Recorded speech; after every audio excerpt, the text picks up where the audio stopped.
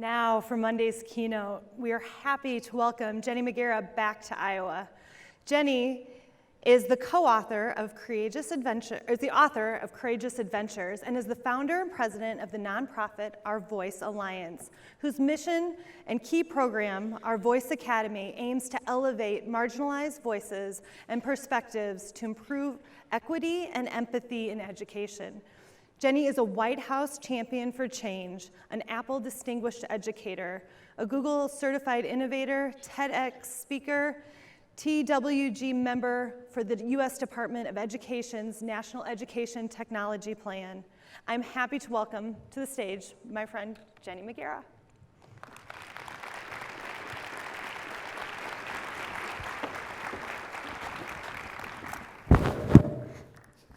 Hello, good morning, everybody. I am very excited to be here with you. As Stacy said, this is not my first time in Iowa, it's my second time. I live in Chicago, so I'm Iowa adjacent. But recently, I have learned a lot about the state of Iowa. I'm working on a research project right now around education, and as we were sitting in the room with the research team, we pulled up a 2019 report on education, and Iowa was all over it. One of the things that I learned was that Iowa has the #1 high school graduation rate in the United States of any other state. Well done. Thank you, educators. I also learned that you have the highest adult literacy rate of any other state, which is also really incredible. So I was excited to hear that you're graduating high school, everyone from high school, everyone can read. I've also learned things since I got here. I learned last night at dinner that you make really intelligent jokes. No wonder your high school graduation rate and literacy rate is so high, that your jokes include both math and literacy, which I was really excited about. 75% vowels, 100% awesome. You're not Idaho, which is only 60% vowels, and 55% awesome. But I also started just Googling, like, what else is Iowa great for? Like, what other amazing things are here? And some really surprising and interesting facts came up. One was that Iowa is the #2 best state to retire in the United States. It goes Hawaii, then Iowa, then Florida, then Arizona. You're above Florida and Arizona. I was like, oh, this is pretty amazing. So I told my husband that we might need to reconsider our later in life plans. But the most exciting thing that I have learned recently, specifically about Des Moines, is the incredible culinary scene. Last night on the way home from dinner, I discovered the most incredible restaurant.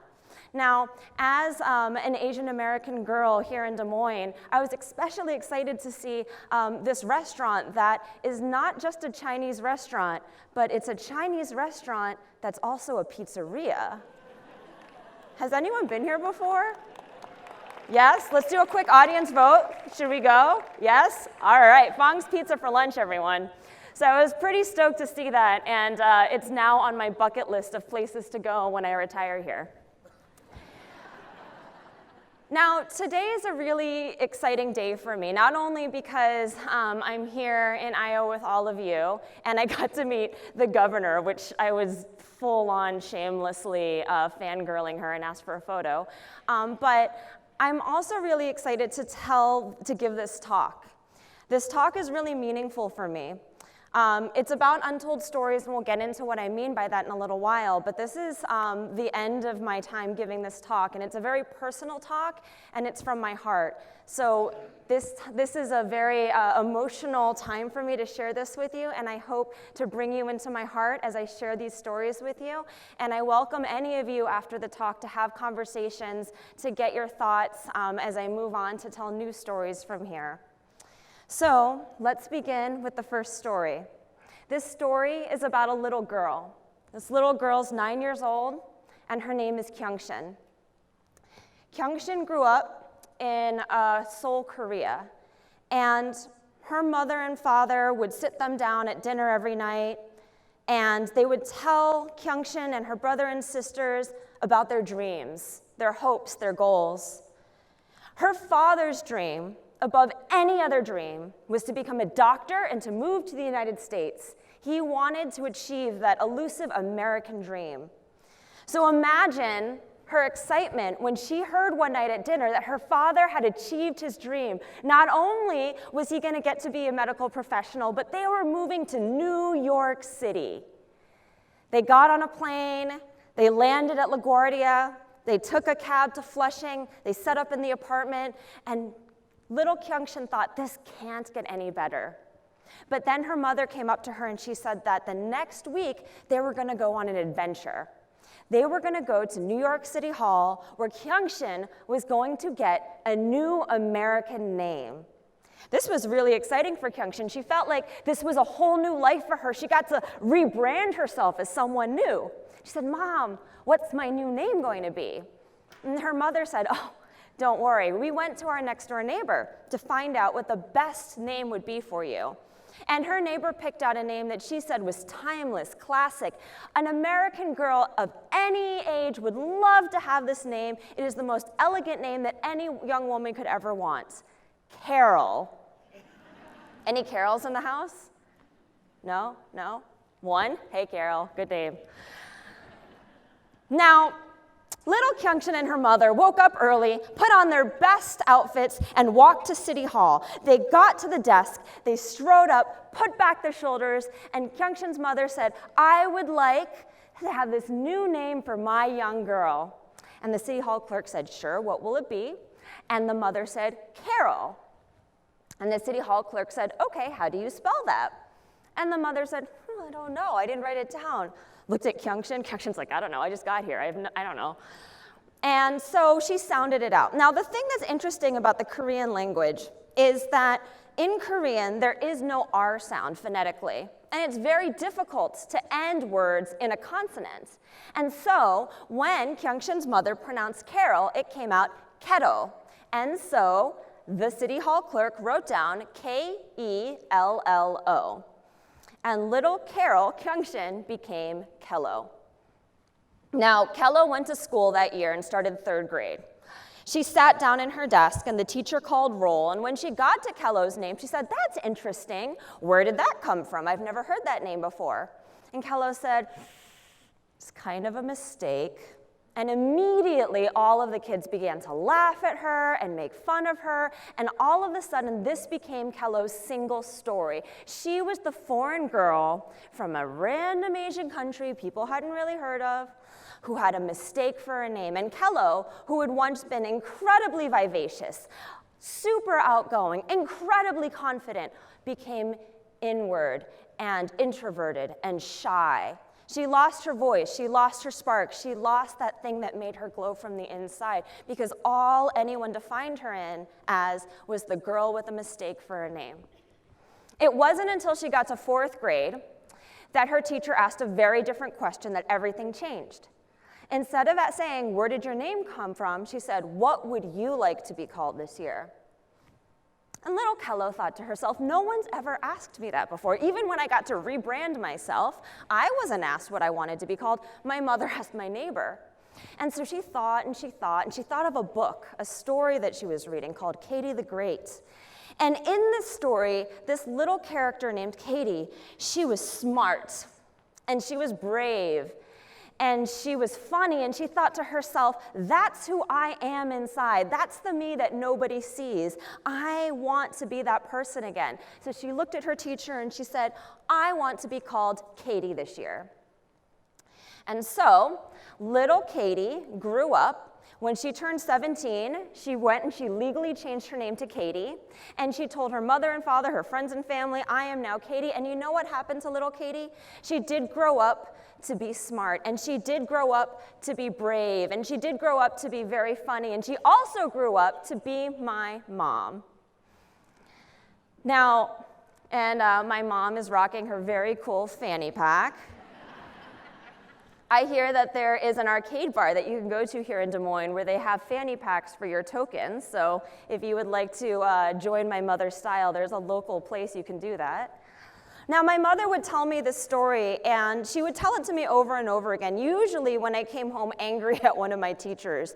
I'd come home stomping through the front door, and I'd be like, Mom, I got in trouble, and I didn't even do anything. I hate my teacher. And my mother would say to me, Jennifer, My mother called me Jennifer, not Jenny. She said, nicknames are for weak people, which is interesting because my mother has this entire name story about herself, but that's neither here nor there.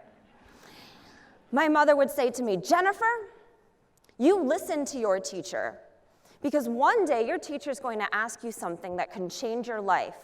Teachers can help you be your whole self. And that really stuck with me. My mother would tell me the story because she said without her 4th grade teacher, she wouldn't have become Katie. And it wasn't just about the name, it was her identity. It was who she saw herself as. It's who she had the confidence to become when she felt truly seen. It was overcoming that single story that the community was telling about her.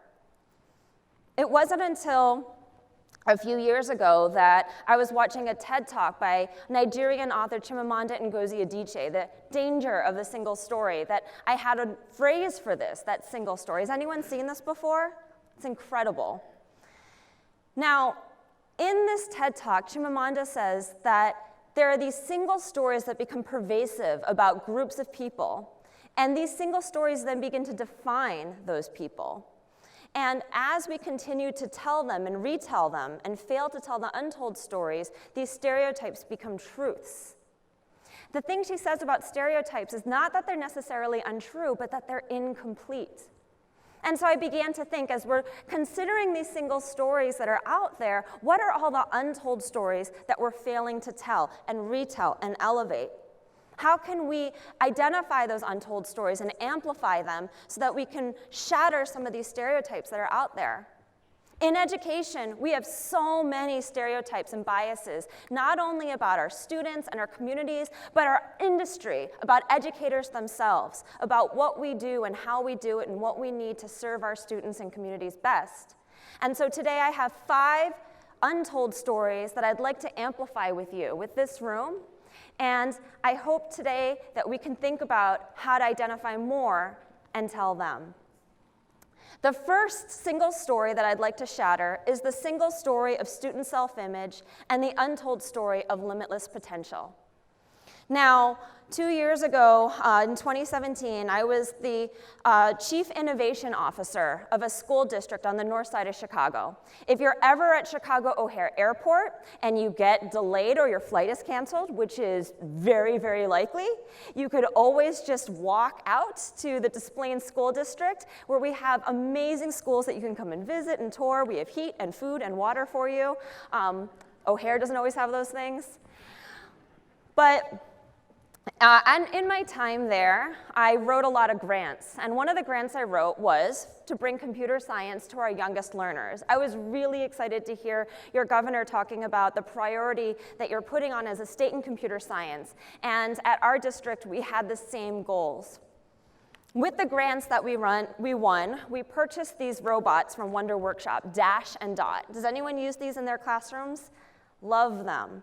For those of you who haven't seen, Dash and Dot are robots that create physical manifestations of code. So for our youngest learners, where it's really hard for them to understand what code does, it's really helpful for them to see these robots act out code through movements.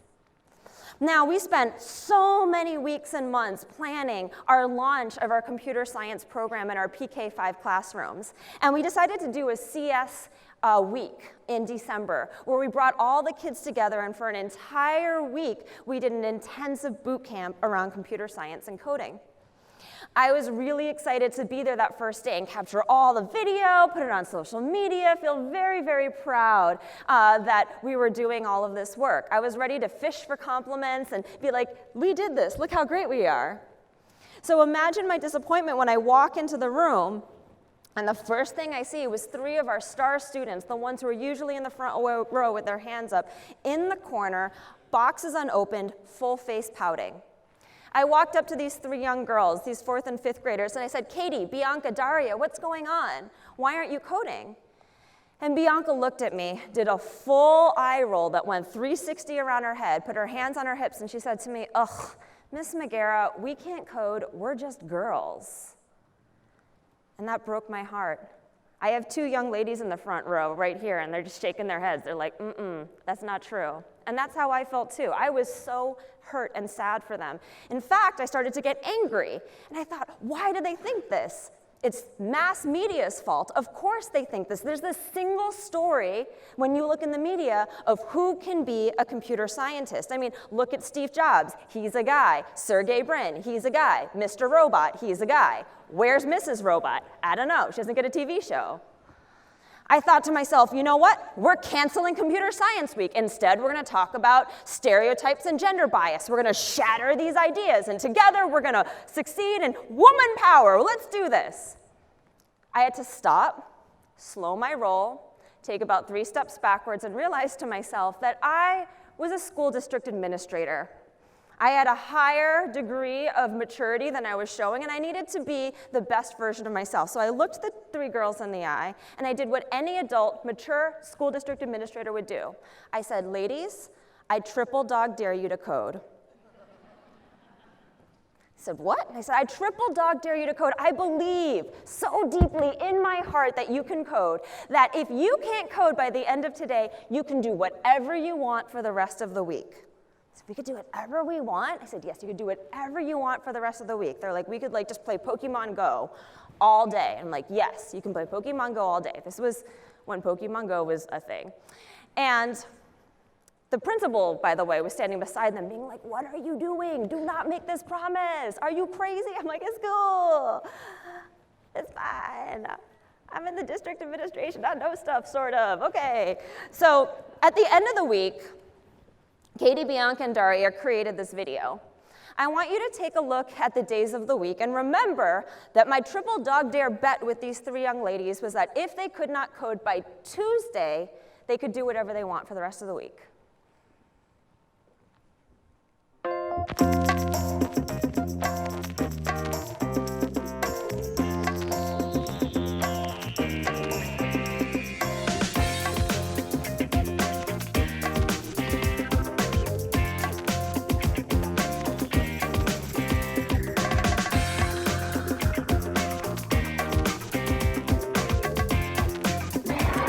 We're going to be doing a dance with Dash to the song Rolling in the Deep by Adele. So we have to we're going to be doing a bunch of coding, and we're going to make him do some cool moves to the beats, and yeah. But this is our first time doing it, so, well, not our first day, but our first time making a dance, so let's see how it plays out. Yeah. There's a fire starting in my heart, reaching a fever pitch and it's bringing me out the dark. Finally, I can see you crystal clear. Go ahead and sell me out and I'll lay your bitch bare. See, I'll leave with every beat. So did anyone catch what day they did this dance? Thursday, close reading. See, look, the literacy rate is really good here. Good. So Thursday, this is what happened. So Tuesday morning, I walk in feeling, pretty confident. I'm like, all right, let's see how these ladies are coding. I walk up and I see Katie, Bianca, and Daria, and I say, hey, ladies, how'd it go? You're coding now, right? And Katie says, oh, no, not really. And Daria's like, no, it's kind of hard. We haven't gotten there yet. And I said, bummer. I guess you guys get to do, a deal's a deal. A triple dog dare is a triple dog dare. Now you get to do whatever you want for the rest of the week. What would you like to do? And Bianca says, well, actually, we'd like to keep coding all week. And I said, really? Don't you love it when your evil teacher Machiavellian plans come to life? You're like, dance, puppets, yes. So I said, really? They said, yes, we'd like to keep coding. Miss Magiera, did you know that coding is a language? I said, really? They said, did you know that if you learn how to code, you can get anything to happen? I said, really? And they said, did you know that we figured out a way to use code to solve a problem? And I said, oh, really? You see, these 3 young ladies, when they weren't in school, their favorite thing to do was dance. They were part of a dance crew. And these 3 ladies were not a trio, but actually a quartet. And the 4th young lady in their crew was out sick that week with mono. And for those educators who know about mono, that young lady was not coming back anytime soon. That Friday, they had their big recital, and the entire dance was choreographed for 4 performers, not 3. They were in a pickle. Thankfully, they met a new friend named Dash. And they decided that the problem that they wanted to solve was, could they teach Dash through code the choreograph to their dance from Adele's Rolling in the Deep so that Dash could perform on stage with them that Friday, and they did. Now, not only did these young ladies learn to code, figure out a way to authentically and immediately solve a real-world problem, but they also began to internalize some of the self-doubt they had based on that single story. They were embarrassed that they said they couldn't do something because of their gender and their identity, and they said they wanted to change other young ladies' minds who had the same misconception. And so they said, Miss Magiera, let's create a viral video. So we did. Hey girls, never say you're just a girl. Girls can do anything boys can do. Coding's super fun. You should come try it. Now. Can you tell their dancers they choreographed that video? They were like, now. So in this story, I want you to really think about the single story of self-image. There are so many pervasive single stories that are out there about identities and what they can and cannot do because of their background, their gender, anything about them. And as our students are receiving these insidious messages from media, from society, we want to make sure that as educators, we're helping to shatter those single stories, that we're giving them the untold stories that they can do whatever they set their heart on, whatever they dream of. And if there isn't an untold story about someone who looks like them, who shares their identity, doing the thing they dream to do, then empower them, inspire your student to be that first to live that story, and then to amplify that story to inspire others. Now, as we think about limitless potential, let's think about those of us who are decided as a profession, as our job in life, to help unlock that limitless potential.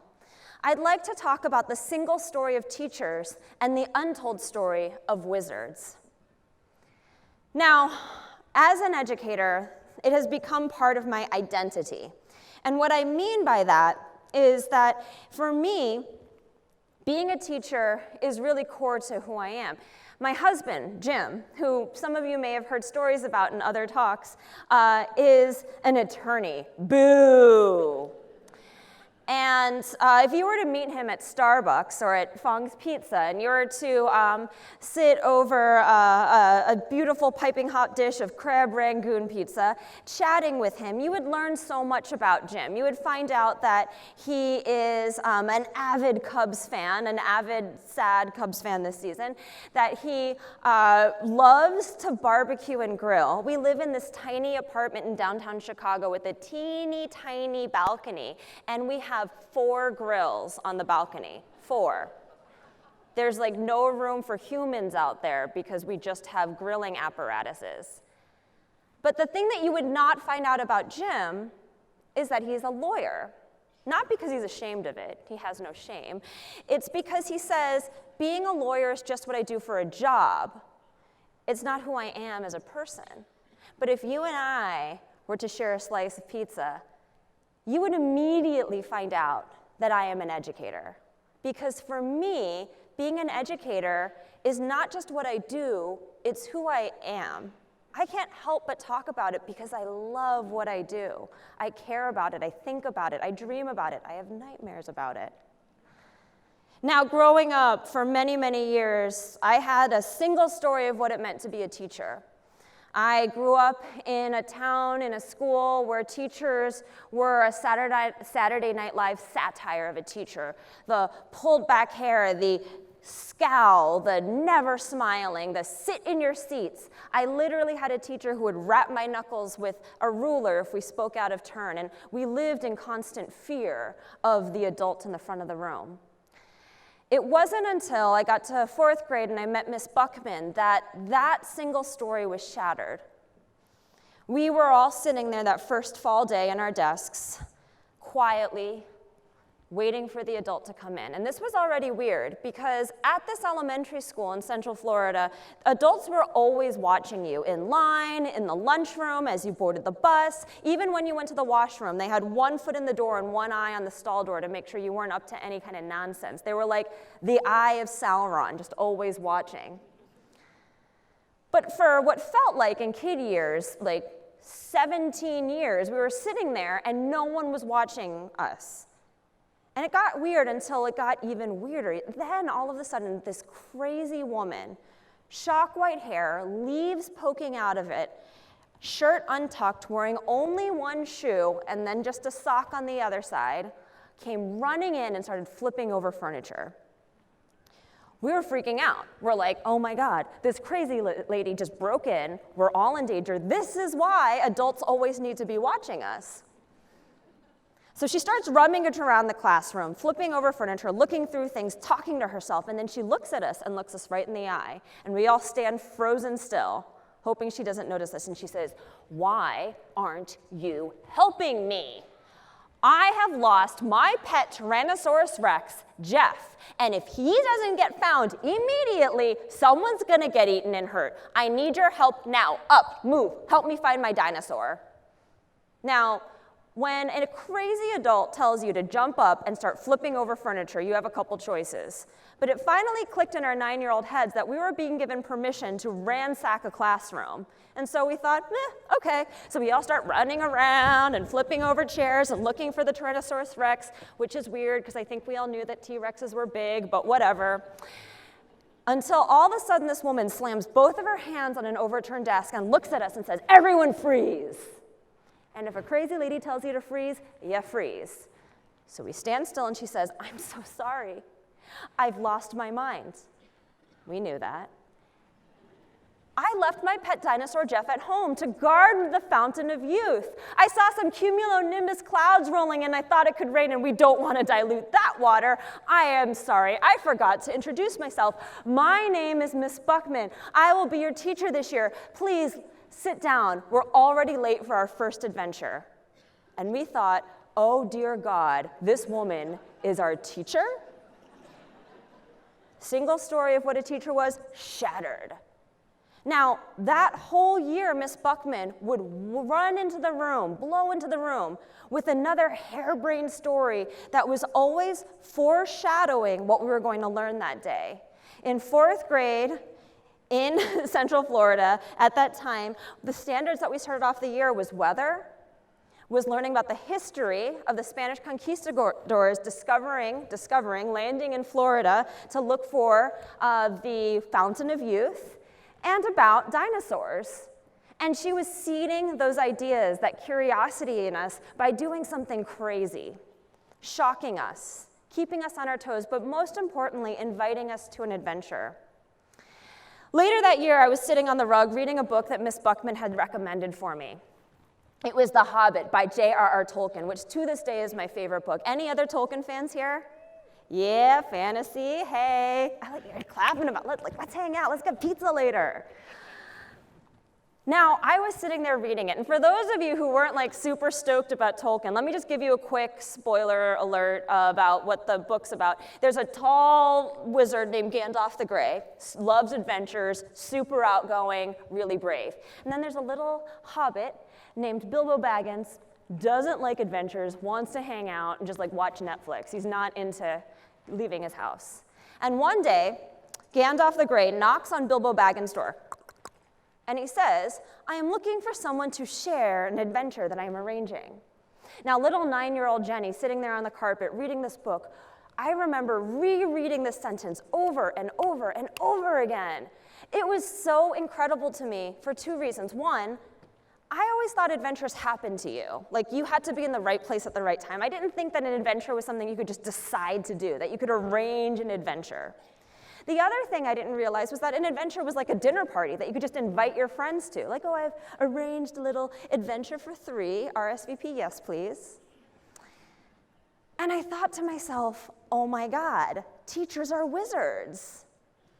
Miss Buckman did not go home every weekend and sit up Sunday night lesson planning.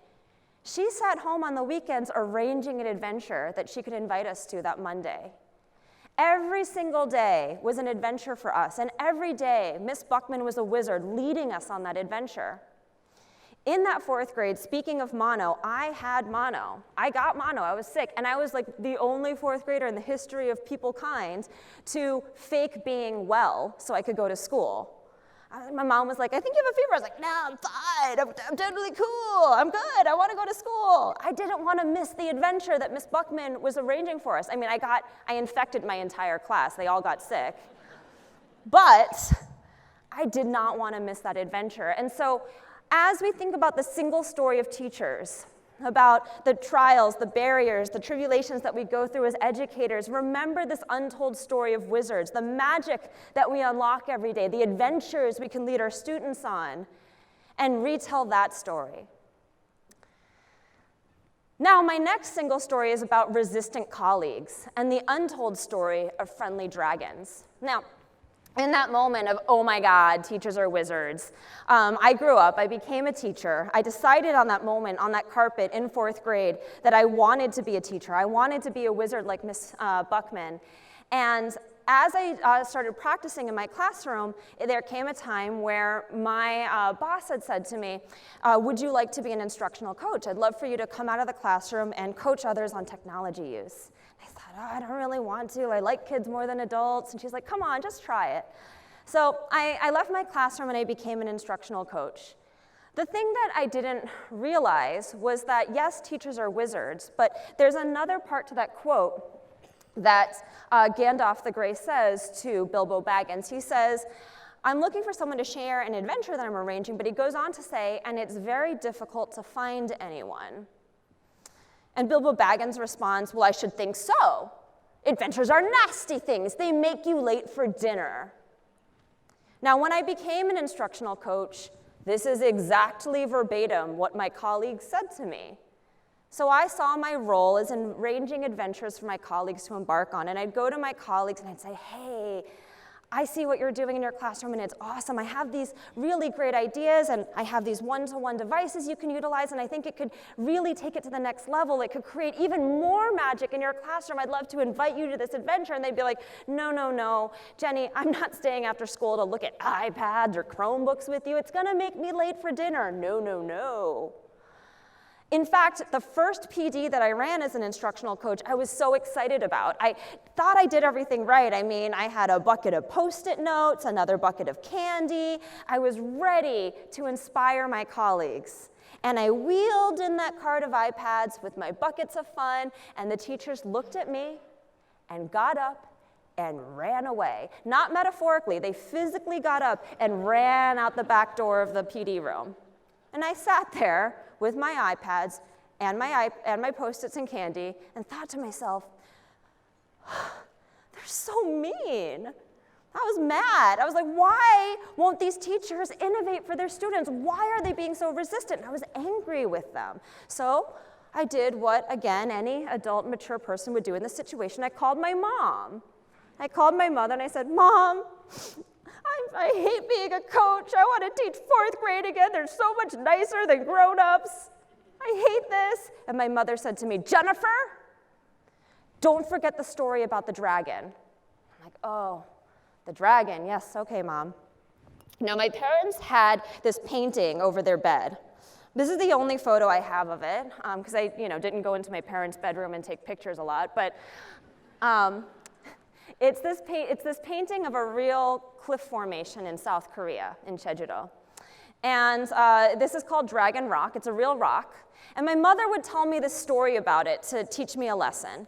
And over again, she told me through the years. So it was really exciting for me when I was an adult to get to go to Jeju-do and see Dragon Rock and look at the plaque. And as I read the story on the plaque, I realized that the story that my mother had told me my whole life was a complete and utter lie. She had made the whole thing up to teach me a lesson. I call those mom facts, where you lie directly to your children very purposefully and with great conviction to prove to them that you're right and they're wrong. You get to, because you're the mom.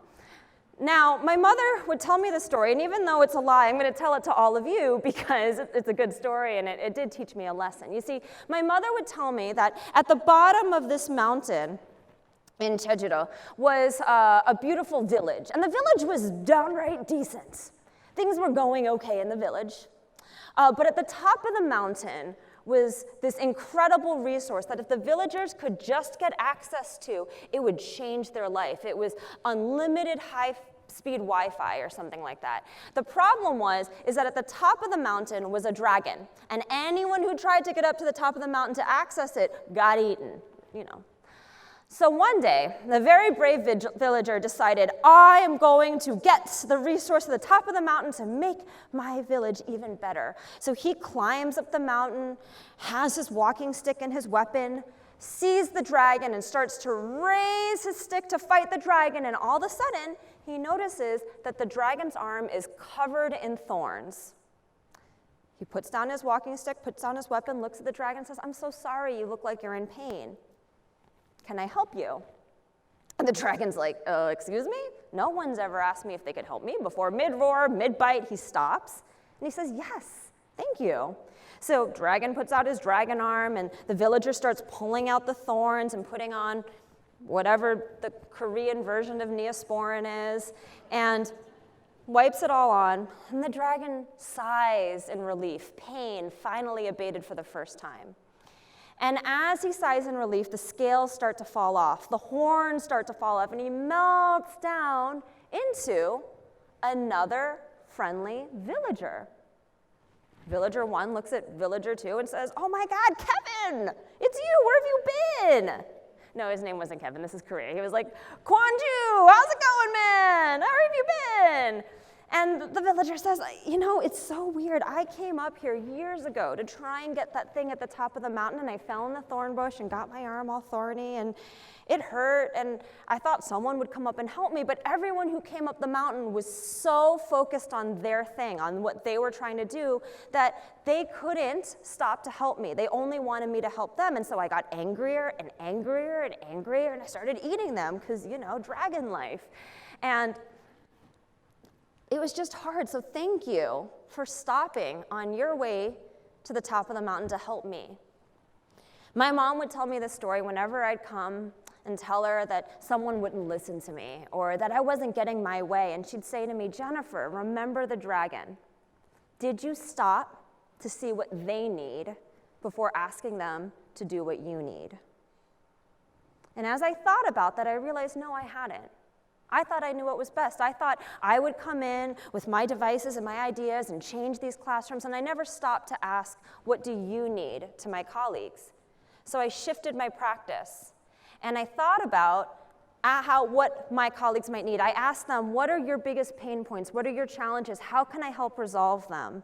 And as I began my relationship with my colleagues that way and began solving their problems before I asked them to embark on my adventure, I realized that every resistant dragon in every building I was serving was secretly a wizard too. And so as you think about those single story of resistant colleagues, the ones who when you return from ITEC on Wednesday, you're like, hey, I learned this really amazing idea from these awesome students who are doing really cool things with this thing called breakout or coding. And your colleagues are like, please don't talk to me. Stop for a moment and ask yourself, how can you unlock that inner wizard by stopping and pulling out their thorns first? Now, my penultimate story for you is about the single story that we choose to tell the world and the untold story of our inner selves. How many of you are on Facebook? A few of you, raise your hands. Don't raise your hand, you're not old enough to be on Facebook. All right, a lot of us, how many of you are on Facebook right now? Maybe a few of you, it's okay. I'm on Facebook, and recently I was on Facebook and saw this article. Don't let Facebook make you miserable. And I clicked on it because I was like, yes, Facebook does make me miserable. This columnist for the New York Times, Seth Stevens-Davidovitz, talks about the reason that Facebook makes so many of us miserable, and it's because a lot of our friends and family, our loved ones who show up on our news feed are dirty, rotten liars. He talks about This phenomenon of this figure in your life who is always showing up on your Facebook feed, who is living #best life ever. Every time you see them on Facebook, they're on vacation, they're having brunch with their friends, their kids are always perfect and clean and happy and smiling and looking at the camera. Everything is going great for them, and you hate them. Secretly, or maybe not secretly. And you want to unfriend them, but you can't for some reason. But Seth says to us, don't worry, they're not really living best life ever, they're lying. And because he's a journalist, he decided to prove it with data. Yay, data! So he found things like this. Now, the average American spends 6 times the amount of time every year washing dishes as they do playing golf, and yet they tweet about golf 3 times as often. They're not washing that dish being like, best dish ever, love me some Dawn, palm olive, yeah! Not doing it. How many of you have been to Las Vegas? Or seen Las Vegas in a movie? More of us. Now, if you've seen Las Vegas in a movie, you've probably seen this hotel, the Bellagio, with the beautiful fountains in front. It's in like Ocean's 11. It's a very luxury, fancy hotel. But there's this nice budget hotel, Circus Circus, as well. Circus Circus and the Bellagio have the same number of hotel rooms in the 2 establishments. And yet, people check in on Facebook at the Bellagio 5 times as often as at Circus Circus. But this is Iowa, you have a very high literacy rate, so let's talk about reading habits. How many of you have heard of the periodical The Atlantic? Good one. They have really important, serious, and respectable articles like the 50 greatest inventions since the wheel. How many of you have heard of this also very, very thoughtful periodical, The National Enquirer? A few of us. Now, the National Enquirer sells about 3 times the number of copies a year as The Atlantic. Does anyone want to guess how many more people on Facebook claim to read The Atlantic than the National Enquirer? Just shout it out. 10 more people?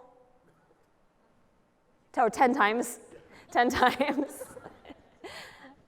5, all right, 5 times more people. I'm gonna go ahead and show you now. I have to turn the bar graph sideways. 45 times the number of people claim to read The Atlantic over the National Geographic under likes to read on Facebook.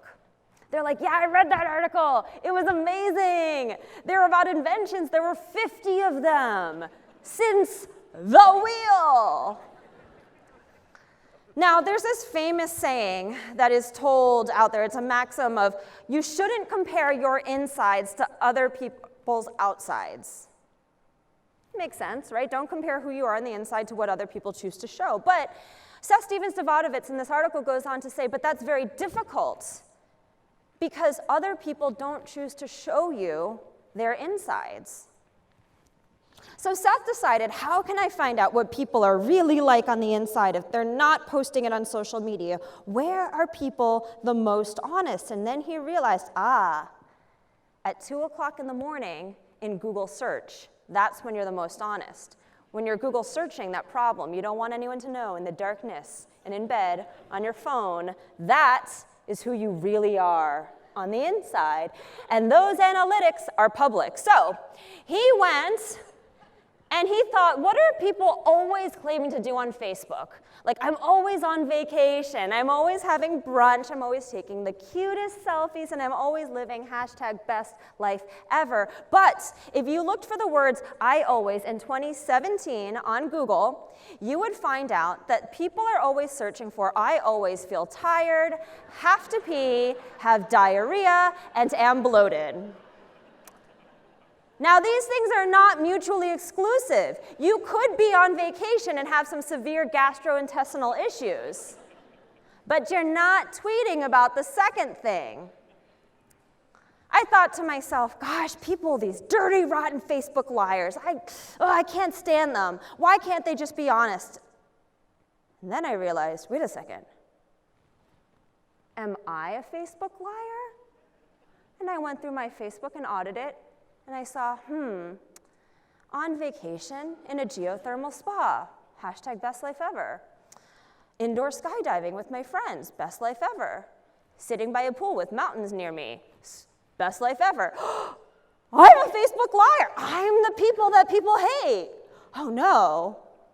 I thought to myself, all right, Seth Stevens-Davadovitz says it's really hard to not compare your insides with other people's outsides because we're not showing our insides. You know what, Jenny? Next time you're going through a problem that's messy, be brave, be honest, and share it with the world. Now, it just so happened that just after I read this article, I was going through a really hard time with my husband. It was not a marital relationship problem. I'm fine with the Cubs. I've come to terms with all of his grills. But my husband and I had been trying to start our family for 6 years. I don't know if you guys heard, but it takes more than 6 years to have a baby, normally, biologically.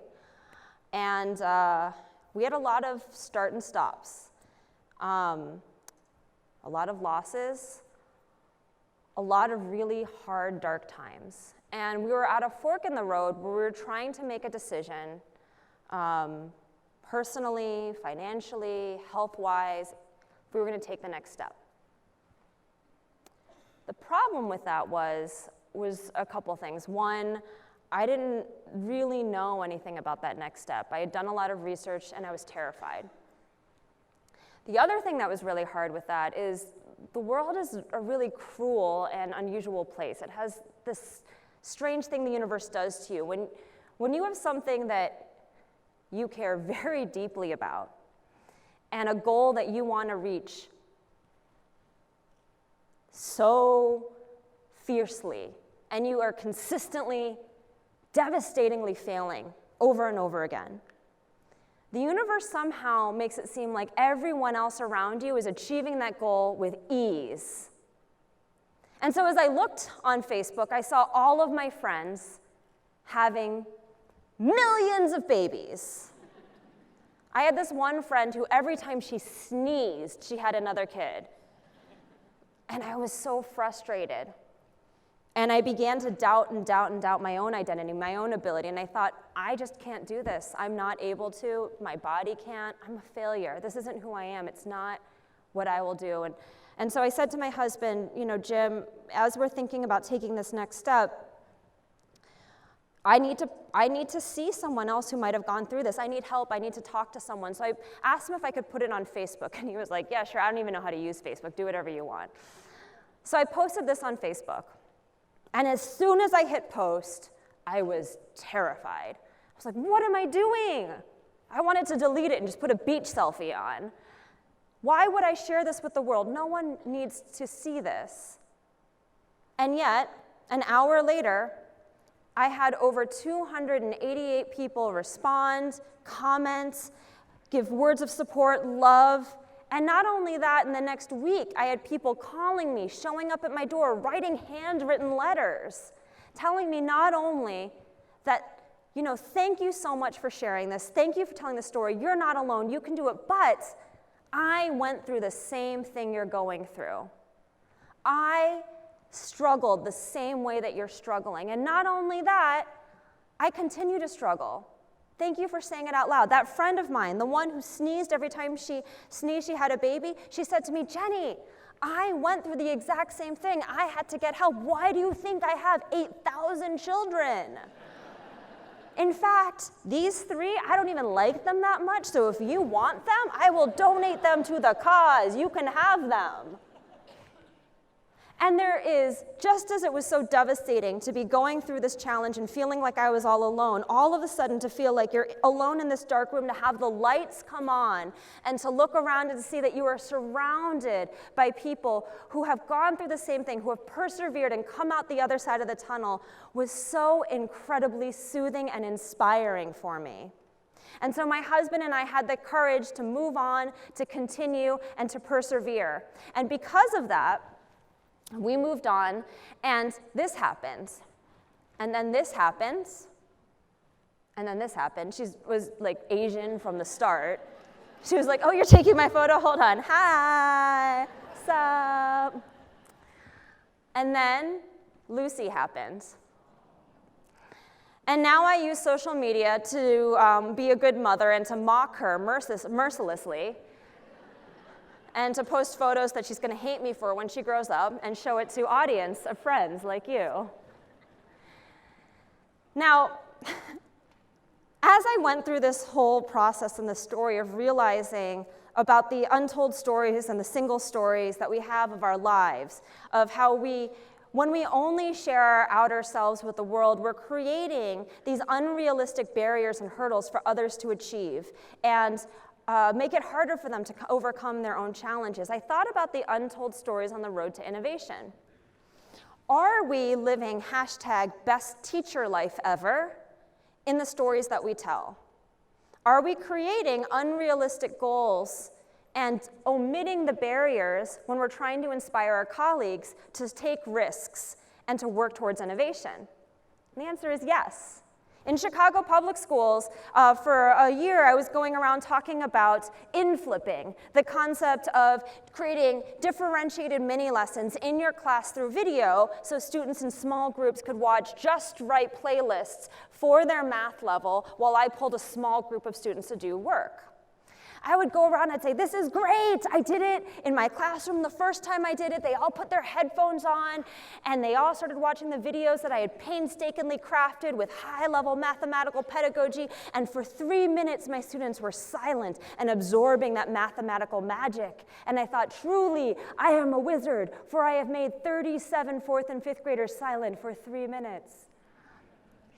But what I didn't tell them was the untold part of that story. You see, I did create these math videos that I thought were very pedagogically sound, and I did have my students listen and watch them, and they were silent for 3 minutes, but at 3 minutes and 1 second, they began to laugh. They began to chuckle. And I was surprised because the volume of the pyramid is not normally a humorous topic, and so I walked over to one of my student Brittany's iPads, and I looked down at her iPad, and to my absolute horror, I had not synced this video about the volume of a pyramid, but instead the 2010 raunchy rated R comedy classic Hot Tub Time Machine. And my students had been watching it for 3 minutes.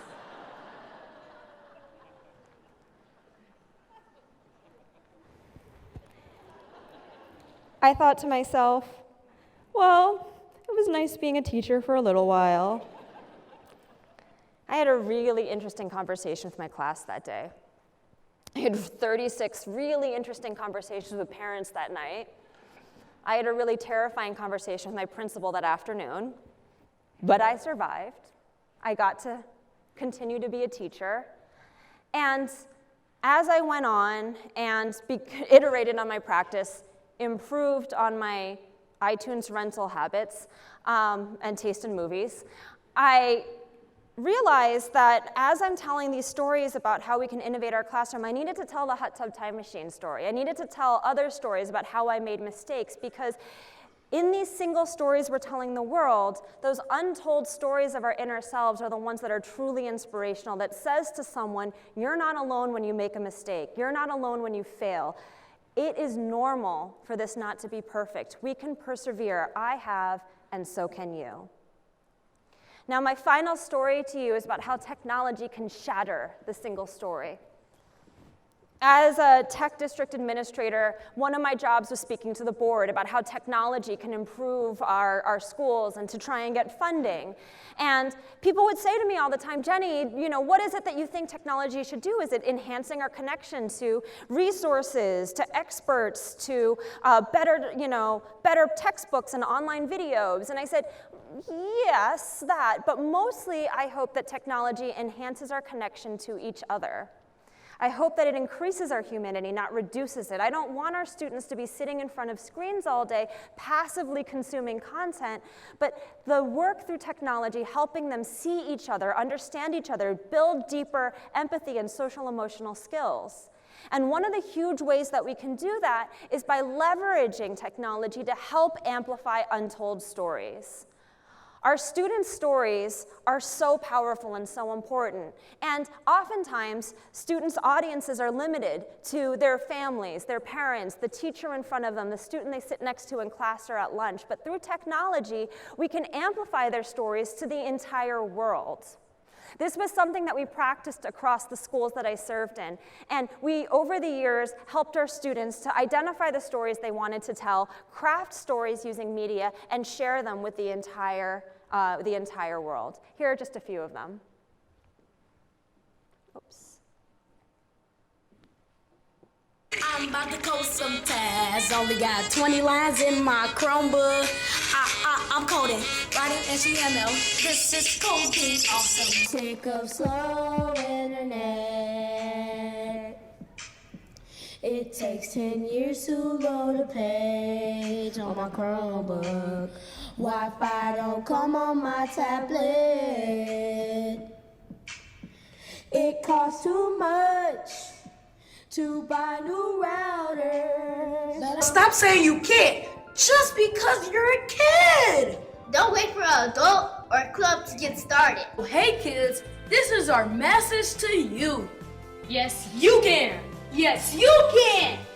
Yes, you can. Yes, you can. So my students would create these videos, we'd share them with the world. They would be really excited to see their YouTube hits. They'd run in every day and want to refresh, and be like, look, there's someone else who watched it, refresh, there's someone else. I'm like, that's you, stop refreshing. But there were lots of people who were watching their videos around the world, and the comments and the feedback and the difference and diversity of ideas and responses really helped my students feel empowered that others were hearing their stories. At the end of our time in our PK8 school, we always did this thing called a post survey, where teachers would take students and ask them, in the past 9 to 10 years that we had you here in this building, what were the things that were successful that we did, and what could we do to improve our work with kids like you? And so I brought my students back into the kindergarten classroom where they first began their journey, and I talked to them, and this is what they had to say. And to my friend John back there, I don't know if he's still back there, or whoever's back there, this video, the audio's kind of funky, so if you can turn it up a little bit so the kids' voices can be heard.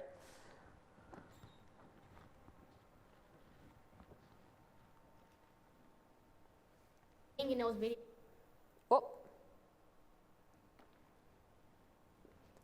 In those videos, it helped me like not be shy and like share my thoughts on things. So like, you could probably tell like by my squeaky voice and then how I was like always looking up, and I'm still doing that right now. I cannot stare at that camera. But yeah, I think it basically made me be able to share my thoughts with everyone. And in the videos kind of made me a more open person, because like now that there's more than just my friends and my peers seeing it, it's kind of like, well, if anybody could see it, there's nothing really that I should be nervous about. It helps us remember who we are and that we can be somebody in school and outside of school. Thank you, John, for literally amplifying my students' voices. So what Taylor says at the end is what really sticks with me, that she says we can be someone inside of school and out of school. And by amplifying our students' voices, by telling them that their stories matter and the world will listen, not only will they listen, but they should listen, we're helping our students grow that agency and that empowerment that we as educators know is so valuable for them to grow into the best versions of themselves.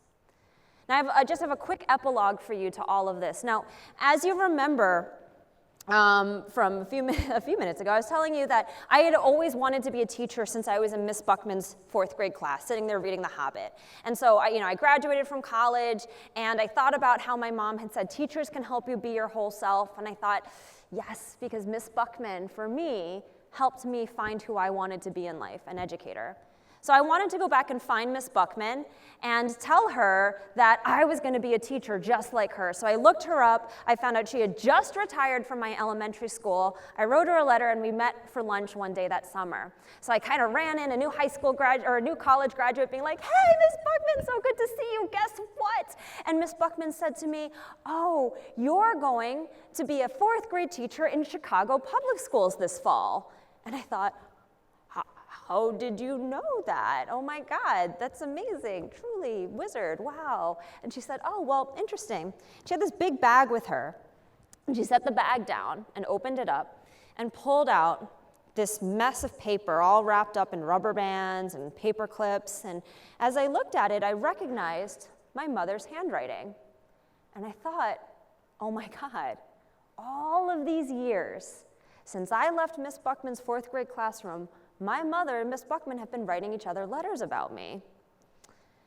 And as I realized that these two important and influential women in my life were talking about me behind my back for a decade, I was both slightly creeped out, but also really touched. And so I said to her, yes, that's it. I am going to be a teacher. I'm going to be a 4th grade teacher, and I'm so excited, Miss Buckman. You know, I have wanted to be a teacher since I've been in your class, and she goes, I know your mom told me. And I said, all right, well, you know, I went to school to become a teacher. She goes, I know your mom told me. And I said, okay, well, I'm going to be you, Miss Buckman. I mean, I've already been thinking about it all summer. I've thought about the perfect, crazy outfit I'm going to wear on the first day. I've already thought about the adventure I'm going to take them on the first day. Illinois State Standards talks about this and that, and I'm going to tell this crazy story. I'm going to, like, turn over a desk. I'm so excited to see the looks on their faces. I just thank you so much. I can't wait to be just like you. And Miss Buckman said to me, oh, Jennie, sweetheart, you can't just be like me. My heart fell, and I realized, like, oh my God, the arrogance, the hubris. I'm so sorry, Miss Buckman, of course. I could never be you. You're the queen. No, I want to try to be like you. And she said, no, Jennie, you misunderstand. You misunderstand. Because if you try to be me, who will be you? She was still teaching me. She said, Jennie, you shouldn't try and emulate your role models. You don't want to copy them, become them. You need to exceed your role models. Your students don't need another Miss Buckman. They need a Miss Cho, my maiden name. She said they need you. They need you to go into that classroom and to be the best you that you can be. And that is going to surpass and be better than any teacher that I was. And I'll tell you what, Jennie, do you remember this? She reached back into that big bag and she pulled out a glass blue bird. I said, do you remember this blue bird? I said, oh my God, yes, I remember that blue bird. It was on your desk every single day. You used to talk to it when you were mad at the class and say, Bluebird, please grant me patience so I do not kill these children. Bluebird, please help me find sanity. She said, Jennie, do you want this bluebird for your classroom? And I said, yes. She goes, okay, well, I'll give it to you, but you have to promise me something. And I was like, anything, give me the bird. She said, Jennie, I want you to go into that classroom this year, and I don't want you to try and be me. The only part of me I want you to bring into the classroom is this bird. Everything else you do, let it be you. Be yourself. Be the best you. Bring your passion. Bring your excitement. Bring your stories into that room, because that is what your students need. That is what your students deserve, and that is what will make you truly great. And so I say to you, educators in this room today, as we're together, think about the students you serve in your communities. Think about the little Kyungshins in your classroom, the little Kellos, the little Katies. And if I'm lucky, maybe one of you will have Lucy in your classroom. Think about these kids who sit with you every day, who spend the majority of their day with you in and out from fall to spring. They are full of untold stories. Their communities are full of untold stories. Your industry, your profession, you are full of these stories that can combat some of the stereotypes, some of the biases, some of the misunderstandings that are out there. Find the untold stories, and I implore you, educators, set them free. Thank you so much for your time this morning. Have a great ITEC, and I look forward to talking to you throughout the day.